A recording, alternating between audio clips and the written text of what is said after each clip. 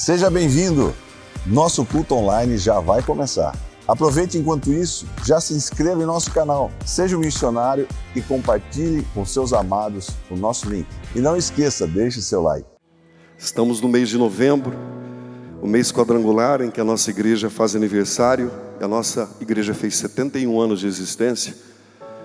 Harold Williams chegou no Brasil em 1951, trazendo a doutrina quadrangular. Ele que foi cowboy, ator de Hollywood, foi salvo por Jesus e veio para o Brasil trazendo a doutrina quadrangular para nós aqui no Brasil. A primeira igreja nossa foi inaugurada em São João da Boa Vista, depois com o auxílio de alguns irmãos missionários também, como Raymond Boterray e outros missionários que vieram para cá. Aquela bandeira que vocês estão vendo, essa aqui do lado direito, eu pedi para o diácono pegar essa bandeira, essa daqui da quadrangular, essa daqui da quadrangular, essa daqui, isso, por favor. Essa bandeira, em qualquer lugar do mundo, onde ela tremular, essas cores são emblemáticas e são significativas.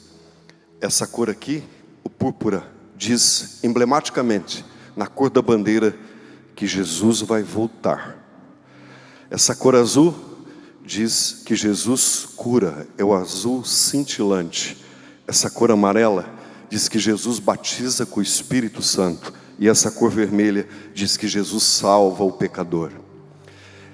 Essa parte branca da bandeira, emblematicamente, diz que a Bíblia está aberta e que a nossa doutrina está fundamentada nas Escrituras Sagradas. Nós estamos em mais de 150 países no mundo, países do Oriente Médio, países da África, países da Europa, países da América Latina. E onde tremula essa bandeira, os quadrangulares estão dizendo: Jesus salva, cura, batiza com o Espírito Santo e também vai voltar para nos buscar.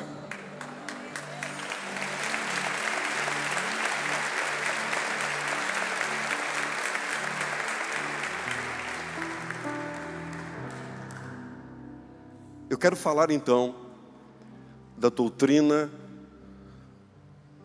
da nossa igreja, quando ela diz que Jesus batiza com o Espírito Santo. Para tanto, eu quero ler um texto do Velho Testamento com vocês, que alude um derramamento do Espírito Santo.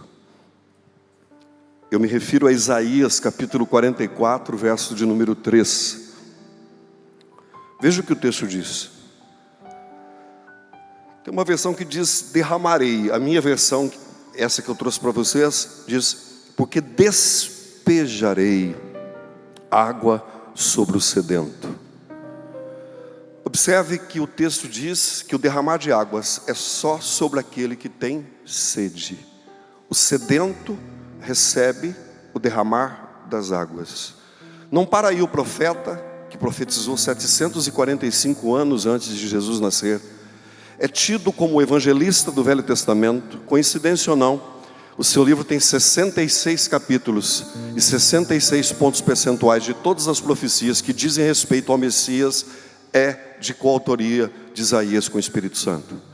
Ele profetizou no tempo de uma crise, a crise da Assíria, não Síria, capital Damasco, Assíria, não existe mais, capital Nínive, em que um truculento militar de alta patente, também prestigiado pela realeza, Senaqueribe, invadia os países satélites a Israel e outras conquistas fora dali.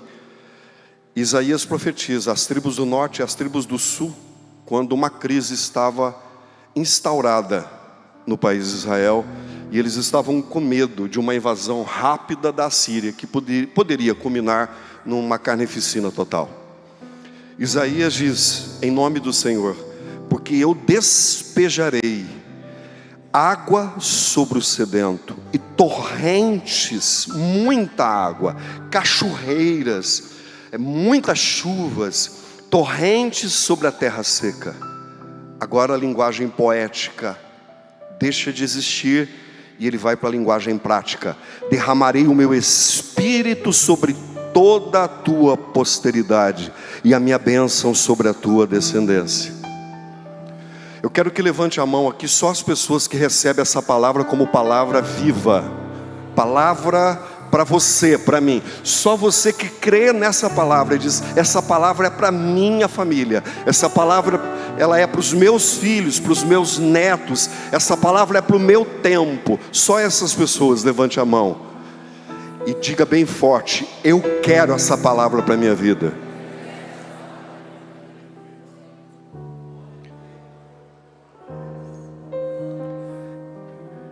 Nesse primeiro módulo, a nível de introdução, eu quero falar de promessas.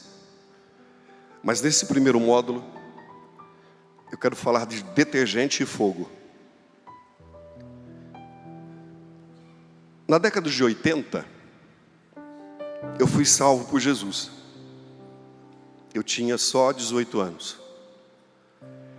Faz mais de 40 que eu estou servindo a Deus. E eu percebo que Jesus me amou tanto e me encheu de graça e verdade. A partir daí, eu me dediquei em testemunhar às pessoas o que Jesus tinha feito comigo. E especialmente testemunhar para minha família como Jesus tinha sido bom comigo naquele momento. Eu vivi uma crise existencial dos 12 aos 17 anos. Eu tinha dificuldade de saber quem era eu, o que eu estava fazendo aqui e o que ia acontecer comigo. Perguntas como estas: Deus existe de fato? E aos 18 Jesus me salvou e eu comecei a testemunhar dentro da minha casa. E a primeira pessoa que exercia uma autoridade, uma liderança muito grande na nossa família era minha mãe. E foi a primeira pessoa que eu ganhei para Jesus, foi minha mãe. Ela me gerou, eu sou filho biológico dela, mas ela se tornou minha filha na fé. Eu a gerei pelo espírito do testemunho. Em seguida, eu com a minha mãe começamos a testemunhar para as minhas cunhadas e também para as minhas irmãs. E todas elas foram salvas. As minhas cunhadas receberam Jesus. E depois, os meus irmãos e o meu pai. E por fim, os meus 2 cunhados. Num dia desses, na década de 80, quando a minha família estava sendo salva, o meu irmão, que também é pastor, a sua filha Ana Paula tinha só 9 anos de idade, era uma garotinha. E eles terminaram de jantar, e minha cunhada incumbiu a Ana Paula de lavar a louça do jantar. Ela embebedou a esponja de detergente e começou a passar nos pratos, nas colheres, nos garfos. Com a barriga encostada na pia, aquela menininha. E de repente ela começou a cantar uma canção. Ela começou a cantar uma canção que fala do Espírito Santo. Espírito Santo, eu te amo, enfim. Espírito Santo, vem tocar em mim, porque minha alma tem sede de ti. Espírito Santo, opera aqui. Ela começou a cantar essa canção. E de repente, ela deixou a esponja embebedada de detergente em cima da pia, a louça cheia de espuma, e começou a ficar vermelha da cabeça aos pés. E foi cheia do Espírito Santo e começou a falar em línguas, lavando a louça do jantar. 9 aninhos.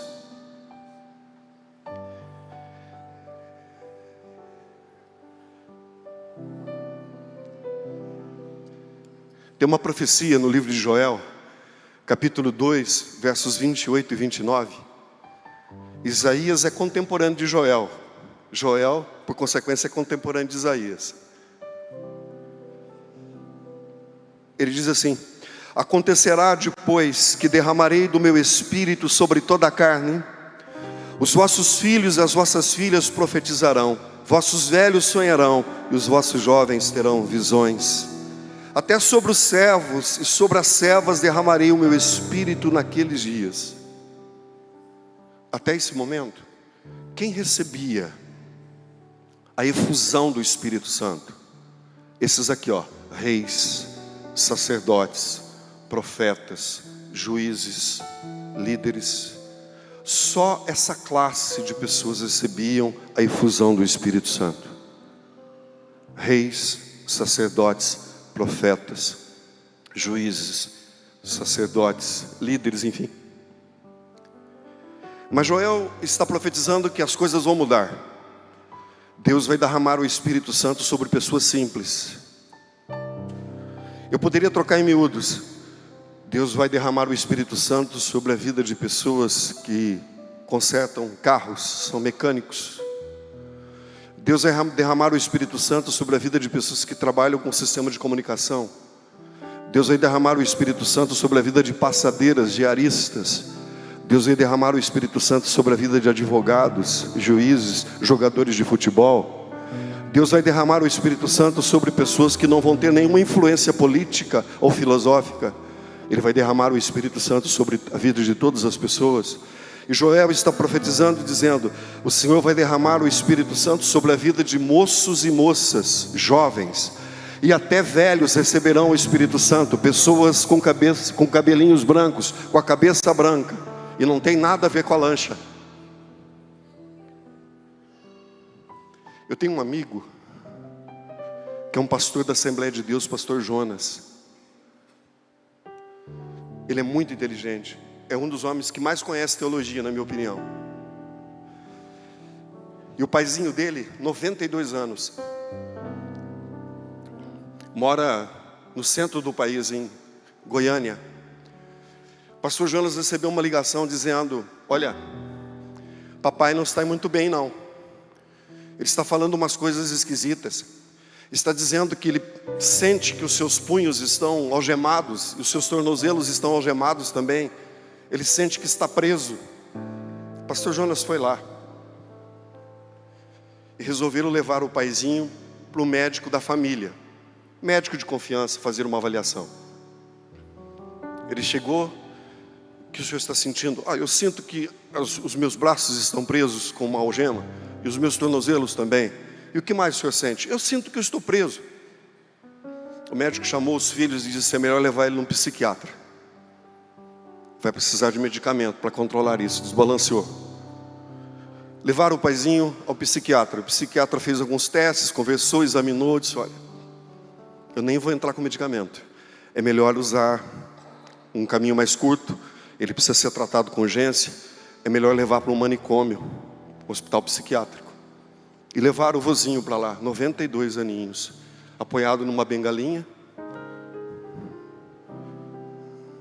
Chegou naquele hospital um homem temente a Deus, cheio do Espírito Santo de Deus, cabelinho branco. Ele foi à capela do manicômio e fez uma fila de pessoas insanas para ele orar. E ele soltou a bengalinha do lado e começou a orar uma a uma daquelas pessoas. A maioria das pessoas que ele orou caíram endemoniadas no chão, convulsionaram por espíritos malignos. Mas naquele dia, aquelas pessoas que ele repeliu o demônio foram passar pelo psiquiatra e pelo psicanalista e por psicólogos. 25 daqueles internos doidos foram embora para casa com alta.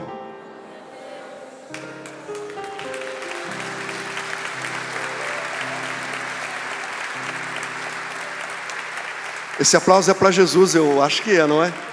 Deve ser mais forte.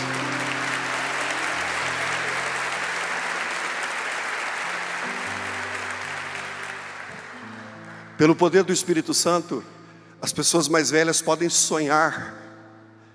Esse vozinho, ele sentia aquela prisão, mas não era dele. Era uma prisão que estava longe do convívio. E o Espírito Santo o levou onde estavam as pessoas presas. E ele, pelo poder do Espírito Santo, libertou aquelas pessoas da possessão demoníaca que elas viviam.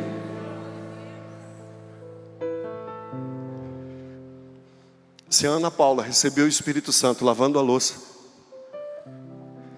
você pode receber o Espírito Santo aqui, nesta noite, cantando louvores e recebendo essa palavra para a sua vida.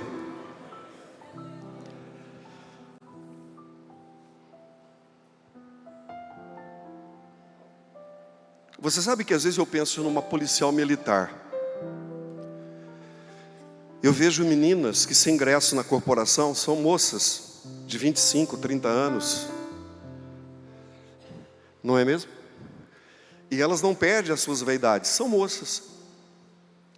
Você percebe que elas têm as unhas bem feitas, usam o brush, alongam os cílios, se maquiam e vão para o trabalho. E às vezes eu penso nessas moças. Eu olho para algumas delas, pesam 55 quilos.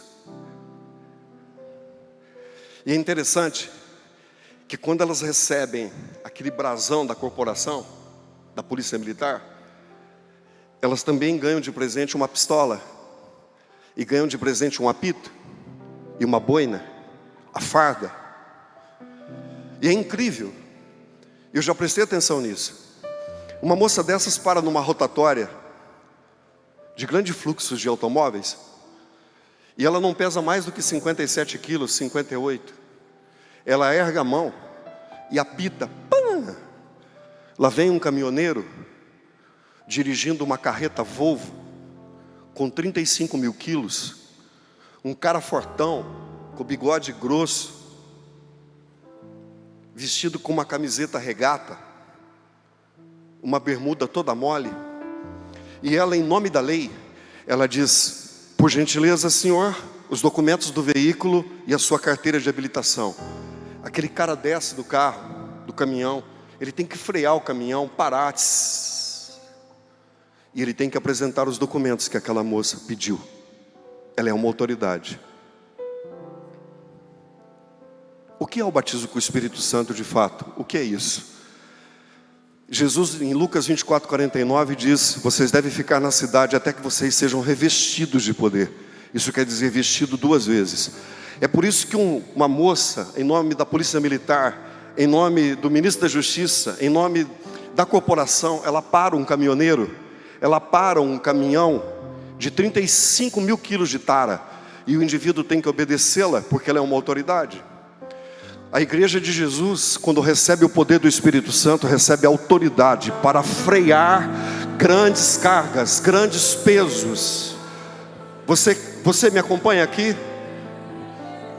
Você vai olhar para uma pessoa franzina, até às vezes não tem nem muita escolaridade, mas essa pessoa cheia do Espírito Santo, ela é capaz de parar uma grande pressão, ela é capaz de parar um grande empecilho. Quantos de vocês me entendem?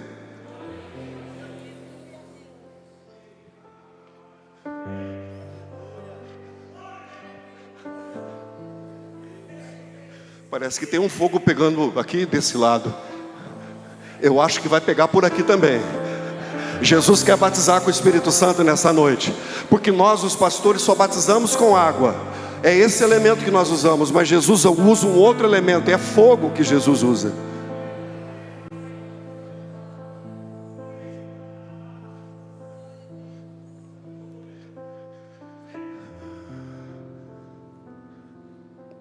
Quando você lê o capítulo 7 do Evangelho de João, Jesus estava indo para uma festa em que os seus irmãos, de maneira muito grosseira, davam a entender que Jesus queria se tornar uma grande celebridade.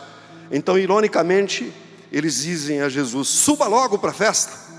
Ele morava no norte do país, deveria ir para Jerusalém, 140, 150 quilômetros sentido sul. O texto narrado por João, o apóstolo amado, no capítulo 7, versos de 37 a 39, nos informa que Jesus teve uma atitude ímpar para aquele momento da festa. Nos diz que no último dia da festa, o grande dia, o mais numeroso em pessoas, o mais importante devido ao procedimento de libação, que era o derramamento de água sobre o altar. Quando os israelenses tomavam um copo de água e iam até o altar do sacrifício, se derramavam em oferta de libação. Foi nesse dia, o grande dia, a apoteose do dia. texto diz que Jesus se põe de pé, chamando a atenção de todas as pessoas, e diz: quem tem sede, venha a mim e beba. E quem quer em mim, como diz a Escritura, rios de águas vivas fluirão do seu interior. Falando do Espírito Santo que Ele deveria dar àqueles que crescem nele, porque o Espírito Santo ainda não havia sido dado.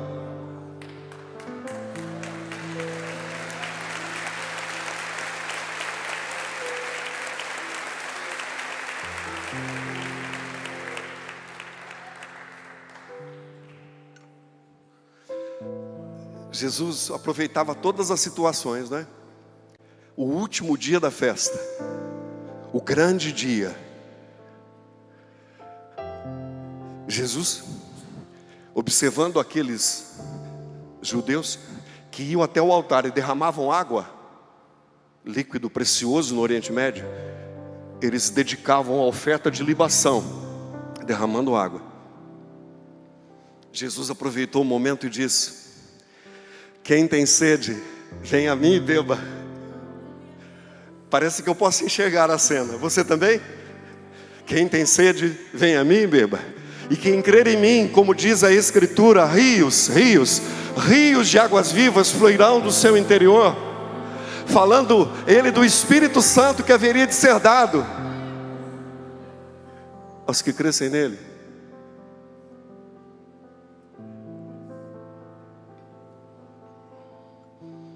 Esta era a festa do Sukkot, a festa das cabanas.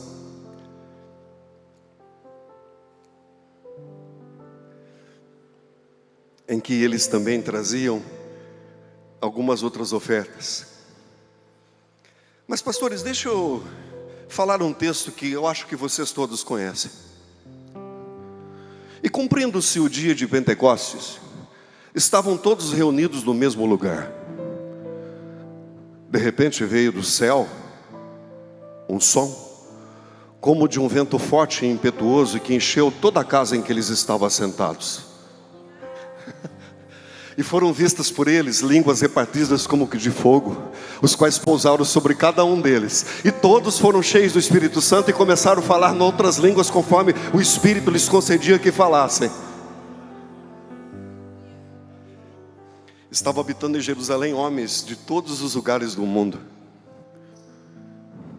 Aquele dia foi um dia marcante para a vida daqueles discípulos. Dentre as muitas festas que o povo judeu celebrava, tendo-as como principais, uma delas descrita no livro de Levítico 23, é a festa do Pentecoste. O nome diz do número 50, quer dizer 50 dias depois da Páscoa. Nesta festa aproveitavam para fazer suas ofertas de primícias, que eles chamavam de Hab-Kurim. Eles iam até a lavoura de cevada, tiravam o melhor da cevada, o melhor do trigo, e entregavam ao Senhor na festa do Pentecostes.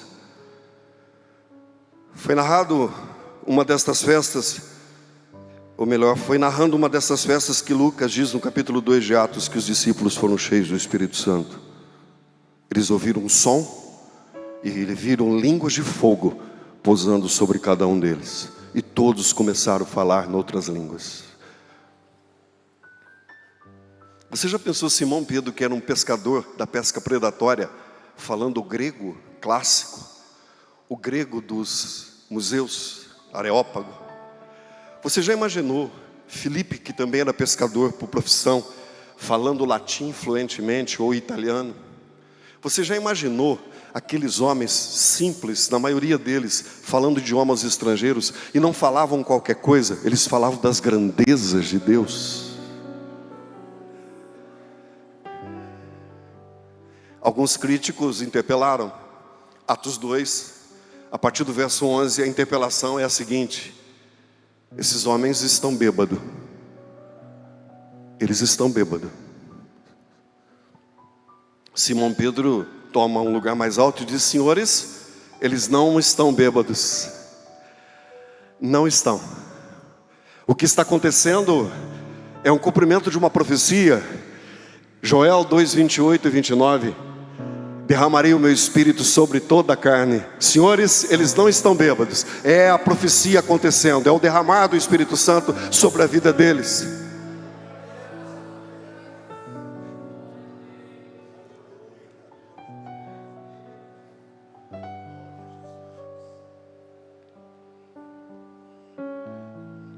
Uma segunda-feira eu recebi uma ligação.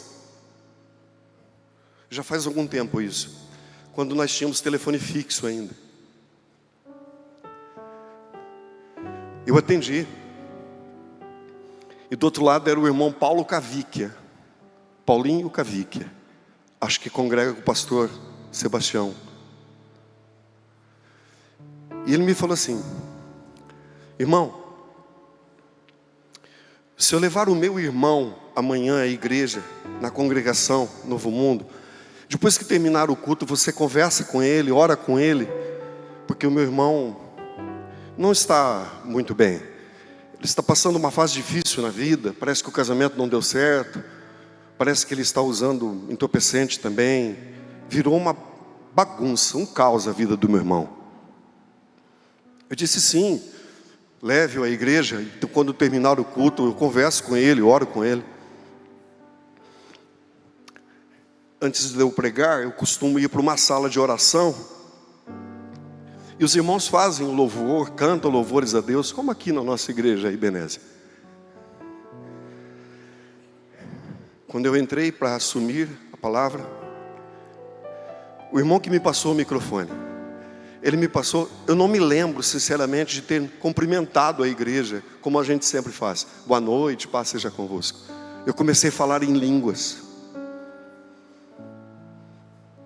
Comecei a falar em línguas e falei em línguas, eu acho que 1 minuto e meio, 2 minutos. Como não havia intérprete, e eu também não tive a interpretação em português, eu resolvi parar de falar em línguas. Mas eu não sabia o que estava acontecendo. Eu olhei para o Paulo Cavicchia, será que ele está aqui, o Paulinho? Eu olhei para o Paulinho e vi um moço bonito perto dele, moreno, de olhos claros. Eu imaginei, acho que é o irmão dele. E falei em línguas. Não sabia o que estava acontecendo. Mas quando eu comecei a falar em línguas, o irmão dele começou a fazer assim nele, bater de cotovelo nele. E o irmão disse assim: esse pastor, se referindo a mim, ele morou em Boston. Boston é perto do Canadá, Estados Unidos. O irmão disse: não morou em Boston. Não morou. Mas por que você está falando isso? Porque ele está falando o inglês de Boston sem sotaque. E só fala o inglês de Boston sem sotaque quem morou lá. Eu fiz um curso, eu vivi em Boston. E ele morou em Boston. Esse pastor morou em Boston.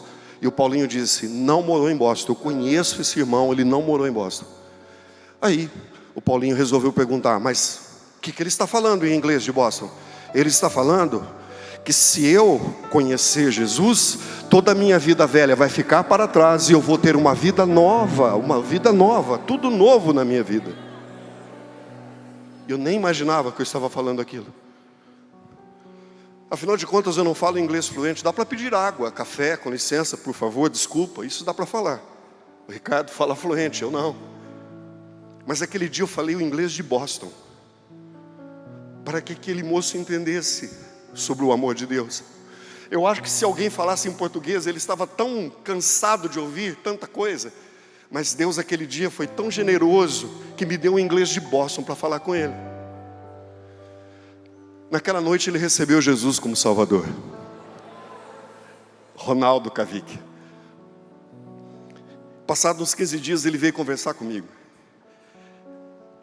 E ele contou com detalhes como foi o inglês de Boston. Ele disse assim: irmão, aquele dia eu aceitei o convite da minha família para vir à igreja, porque seria a minha última noite mesmo. Então eu ir à igreja, ou ir a um parque de diversão, ou ao shopping, para mim era a mesma coisa. Já para fazer a vontade da família, eu vim à igreja com eles, porque aquele dia eu ia dar um fim na minha vida.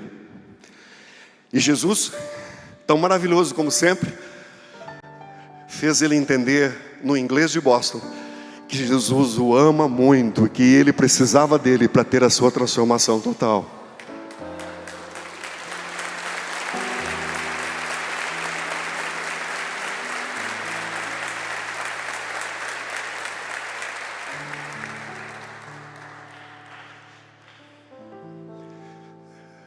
Eu li um testemunho de um pastor batista, aqui da cidade vizinha de Rio Claro. Ele começou a ler o livro de Atos e começou a ser estimulado pela leitura a receber o batismo com o Espírito Santo. Ele dobrou os joelhos em cima do tapete ali da sala e falou assim: Senhor, a tua palavra em Atos 10:34 diz que o Senhor não faz acepção de pessoas. Eu fui formado pela Igreja Batista, no Seminário Batista, eu sou pastor formado em teologia. Mas por favor, hoje eu quero que o Senhor me batize com o Espírito Santo aqui, na sala da minha casa. Foi só ele falar, veio um poder tão grande sobre a vida dele, e ele foi cheio do Espírito Santo dentro da sala da casa dele. Eu não sei como que o conselho da Igreja Batista tratou isso depois. Só sei que ele não conseguiu mais ser pastor da Igreja Batista. Talvez você esteja me vendo de qualquer parte do Brasil, do mundo, onde você entende o português, um país de língua hispana, ou aqui no Brasil mesmo.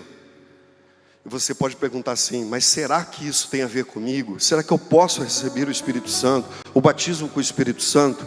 Olhe bem para mim que eu vou te falar. Pode. Pode.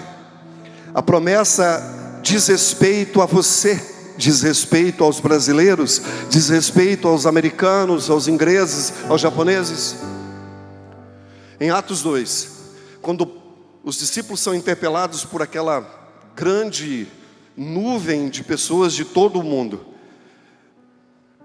Simão Pedro discursa e de repente eles entendem pelo compungir do Espírito Santo. E eles perguntam: o que nós vamos fazer agora?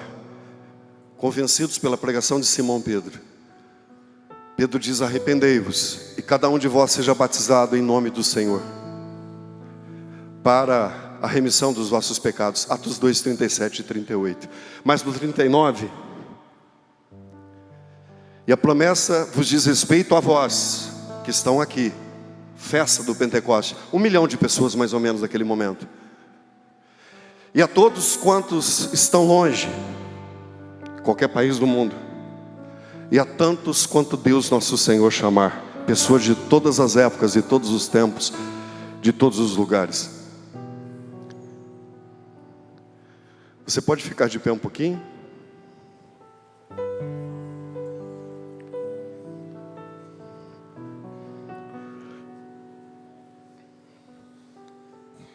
O batismo com o Espírito Santo é uma necessidade. Entenda, quando você recebe Jesus como seu Salvador, o Espírito Santo vem morar em você. Ele está dentro de você. 1 Coríntios capítulo 3, verso 16. Não sabeis vós que sois templo do Espírito Santo e o Espírito de Deus, o Espírito Santo habita em vós? Mas quando você recebe o batismo com o Espírito Santo, você recebe poder para testemunhar de Jesus, para ser a testemunha de Jesus. Você recebe revestimento de poder para dar depoimento a Ele em todos os lugares do mundo onde você for.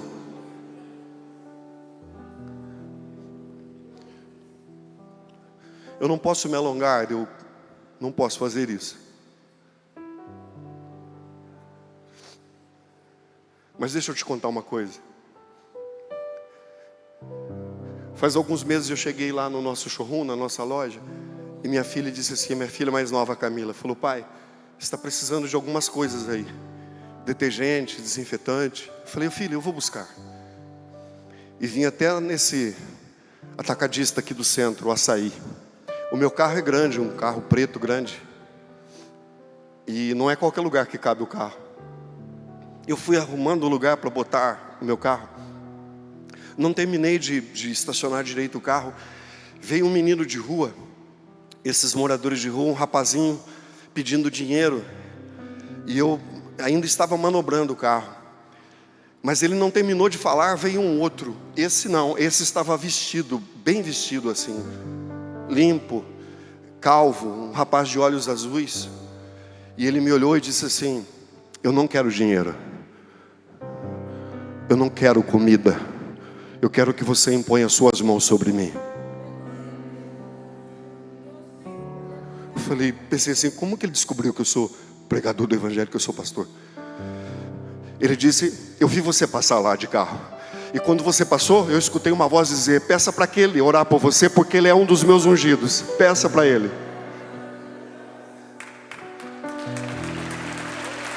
Eu fiquei impressionado com isso.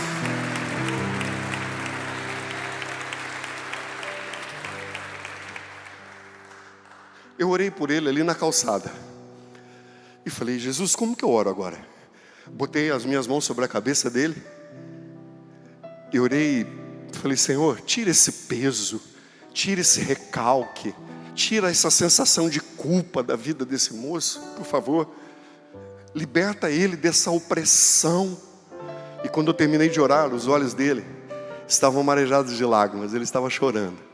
E ele disse assim, como que você adivinhou isso? Eu falei assim, não, eu não adivinhei nada. E ele me contou que quando ele era novinho, ele tinha uns 9 anos, o pai foi embora com outra mulher, deixou ele com mais 2 irmãos e a mãe. E ele foi trabalhar num restaurante, contou ali na rua. E ele trabalhava e levava comida para alimentar os irmãos e a mãe. O dono do restaurante dava comida e ele levava para casa. Ele disse, eu trabalhei 23 anos em restaurante, agora veio a pandemia e eu perdi meu emprego. E eu como na casa do meu irmão, mas todo dia ele me dá um prato de comida e me joga na cara que dá um prato de comida, eu não suporto mais isso. Hoje, ele me disse, eu vim aqui para o centro para me matar. Eu ia me jogar na frente da linha, lá na frente do trem, na linha do trem, eu ia acabar com tudo.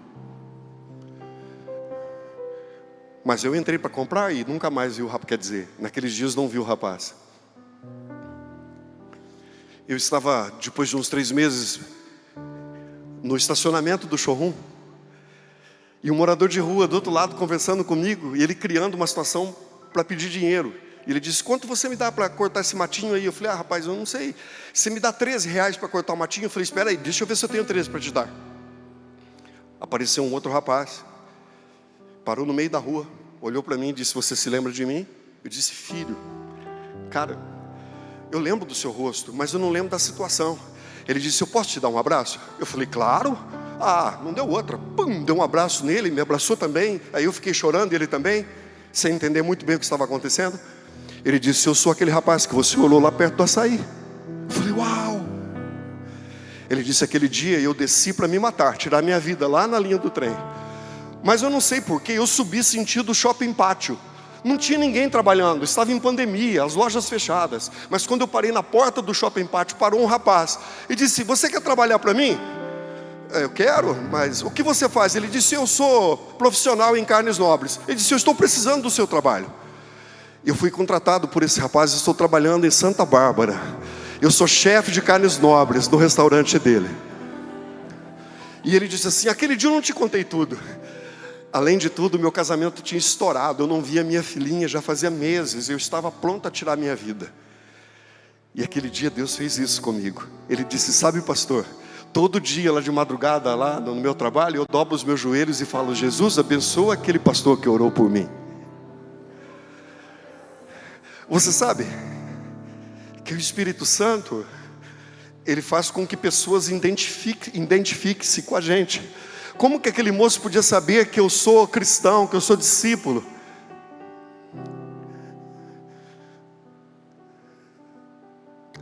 A garotada precisa fazer faculdade, aprender profissão. Os irmãos, precisamos trabalhar, levar o pão para casa. Nós precisamos, além de tudo, sermos cheios do Espírito Santo. Essa vai ser a grande diferença na nossa vida.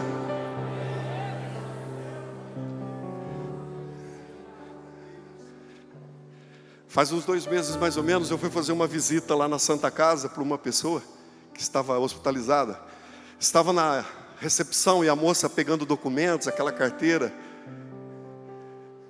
E eu esperando. De repente chegou um rapaz e disse, vocês conhecem esse homem? As recepcionistas, não. Esse homem é um ungido de Deus. Ele orou por mim lá no açaí. De novo eu encontrei com esse rapaz. Eu olho para o rostinho dos irmãos, eu vejo alegria no rosto de vocês. Mas sabe o que eu mais vejo aqui? Eu vejo uma ação do Espírito Santo em todos os lugares aqui e até fora daqui. Eu vejo um agir do Espírito de Deus na nossa vida. Não tenham medo de nada do que possa acontecer com o nosso país. O nosso maior bem é o nosso Deus, e a nossa garantia é que nós somos selados pelo Espírito Santo da graça. Você pode oferecer sua mão à pessoa que está pertinho de você e fecha esses corredores aqui. Depois você higieniza sua mão com álcool, tem para todo mundo aí.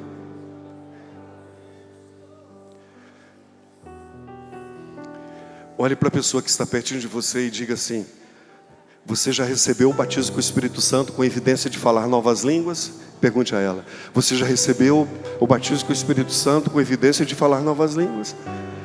Se ela respondeu que sim, você diz: então vai chegar, agora nós vamos falar em línguas de novo. Mas se ela disse: não, eu nunca falei em línguas, eu nunca recebi o batismo, você diz a ela: vai ser agora, você vai ser cheia do Espírito Santo e você vai começar a falar em outras línguas. Levante a mão dessa pessoa e vai com tudo. Todos que recebem as línguas dadas pelo Espírito Santo, fale essas línguas. E você que nunca falou, pode acontecer agora. Jesus te batizar com o Espírito Santo hoje e agora.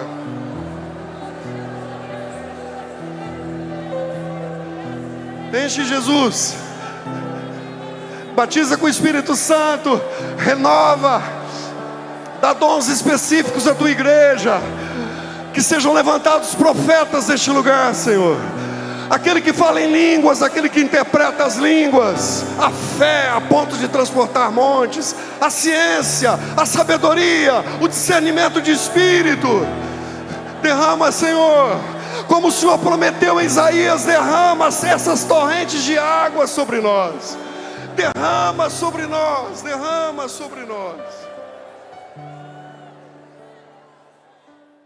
Espero que essa mensagem tenha falado ao seu coração. Tenho 2 sugestões para você assistir. Acompanhe aqui as nossas mensagens e aproveite e clique para se inscrever. Deus abençoe você grandemente, em nome de Jesus.